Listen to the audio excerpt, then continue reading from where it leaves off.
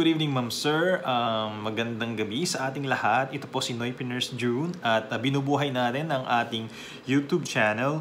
Matagal-tagal na rin tayong huling nag-post dito tungkol sa, I think, nursing topic ata. Pero marami tayong dinidiscuss na topic sa iba nating social media account like sa TikTok at saka sa Meta or Facebook. Tagalog tayo dito kasi parang mga Pinoy naman ng followers natin dito sa sa YouTube channel.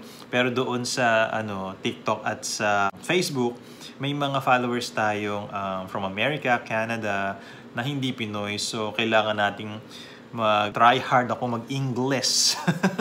Tinatry natin ang best natin mag-English para maintindihan tayo ng mga followers natin sa iba nating social media accounts. Pero dito sa YouTube, mukhang pwede nating Tagalogin since mga Pilipino naman ang followers natin. Unless there are other followers na from other countries na magsusubscribe. So malalaman natin. Ang topic natin, syempre, ay hair transplant. So nag-undergo ko ng hair transplant last November at so far nagugustuhan natin ang result. Hindi pa lahat ay tumutubo pero makikita natin ng full growth, I think 6 months. But ang best results, I think, ay 1 year. Papag-usapan natin sa mga susunod na araw ang presyo, magkano ba ang hair transplant surgery? Masakit ba ang hair transplant surgery? Paano ba ang post-op care kapag nag-undergo ka ng ganong procedure? Meron ba tayo sa Pilipinas niyan? At gaano ba ka-competitive ang Pilipinas pagdating sa skills sa hair transplant? Magkano ang presyo ng hair transplant procedure sa iba't ibang bansa?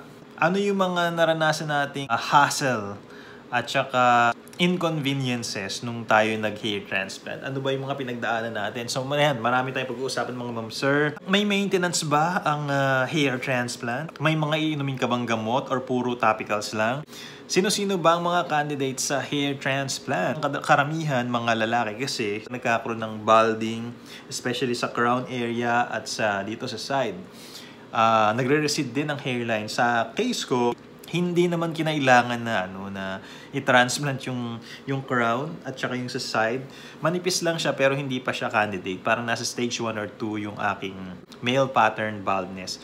So ang pinagawa natin, pinababa natin ang ating hairline. Ayan. Kasi marami nagsasabi na mataas ang hairline ko. At nung nagkasakit tayo, lalong nag-recede ang hairline at lalong numipis ang buhok. Kaya syempre, nag-seek na tayo ng consultation kung kailangan ba ng hair transplant.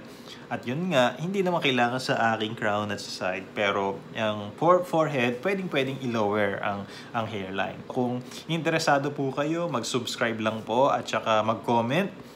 Susubukan nating sagutin ang inyong mga katanungan sa abot ng ating makakaya. Matagal-tagal pang ating pagsasamahan tungkol sa hair transplant experience dahil 2 months pa lang itong buhok natin. At yung mga tanong na hinain natin ngayon, isa-isa nating sasagutin. Magbigyan lang muna ako ng konting background para sa ating introduction mga ma'am sir. So ito yung itsura ng buhok ko dati.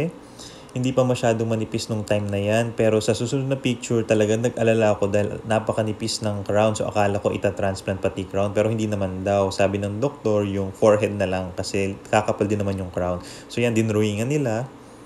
Tapos nag-harvest sila ng hair follicle sa likod ng ulo ko or sa occipital area. At yan, dyan nila nilagay lahat yung 3,100 hair follicles sa ating forehead. Ito naman ang itsura niya a few days after the procedure. At yung donor site, ito naman ang itsura niya nung natuyo na. Pero mahapdi pa rin nung time na yan. Kaya kung interesado po, tutok ko lang and yan, subscribe. Thank you po.